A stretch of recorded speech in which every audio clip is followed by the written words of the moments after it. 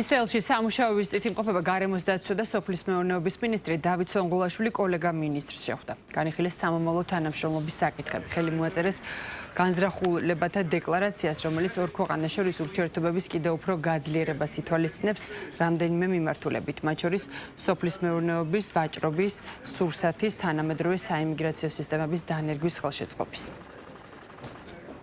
ვიმყოფებით ისრაელში განსაკუთრებულად მნიშვნელოვანი არის, რომ ამ ვიზიტის ფარგლებში გაფორმდა ურთიერთთანამშრომლობის მემორანდუმი, რომლის ფარგლებში იგეგმება სამუშაო ჯგუფის შექმნა. სამუშაო ჯგუფი განსაზღვრავს წინასწარ იმ პრიორიტეტებს, რომელიც ემსახურება ორივე ქვეყნის სოფლის მეურნეობის მიმართულებით.